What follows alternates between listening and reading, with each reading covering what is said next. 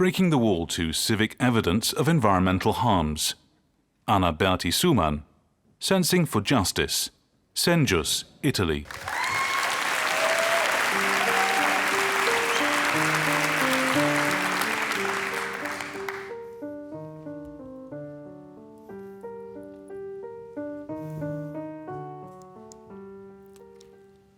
I invite you to close your eyes.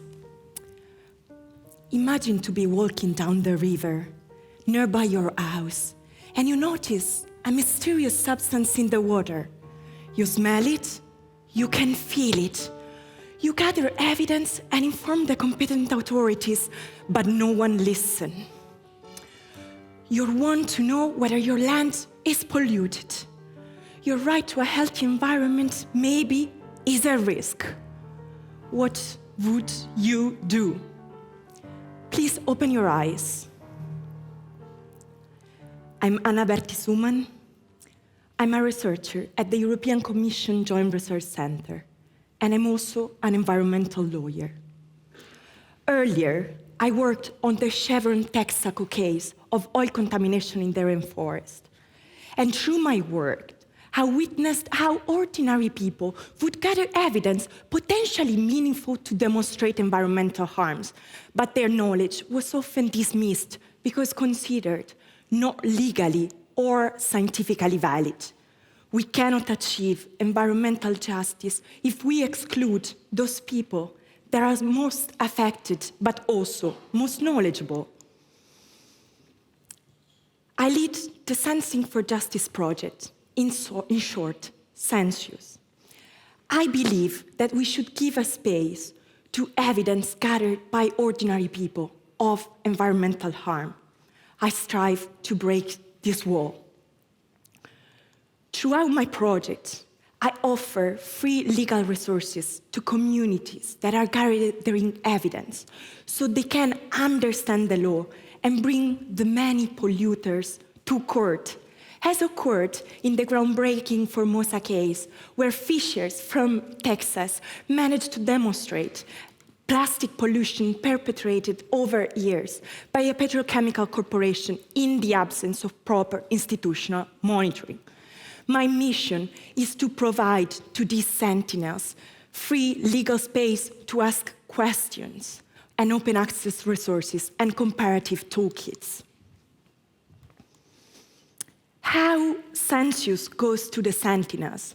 First, through slow, engaged ethnography, going where the sentinels are.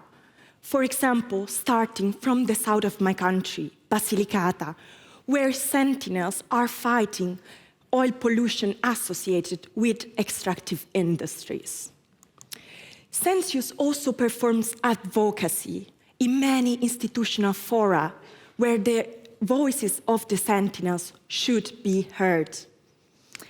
And lastly, SensJus embraces art as an instrument to elicit reactions and provoke emotions, but also as a mediation tool to translate complex legal concepts.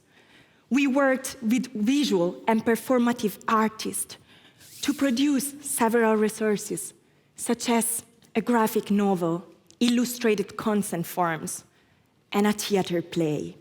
I believe this is truly unique about SensJus. We bring all these resources to open spaces like parks, squares, and schools.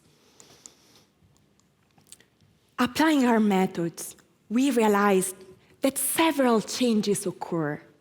First, communities started realizing the judicial potential of the data they are gathering. Institutions, scientists, legal practitioners turn to us with mounting attention. And the youngsters are jumping on the idea, becoming the next sentinels for the future. But we will still have a long way ahead to ensure that all the sentinels around the world can have their voice heard and fight the many polluters. We have to work hard to ensure that our Davids can defeat the many polluting Goliath.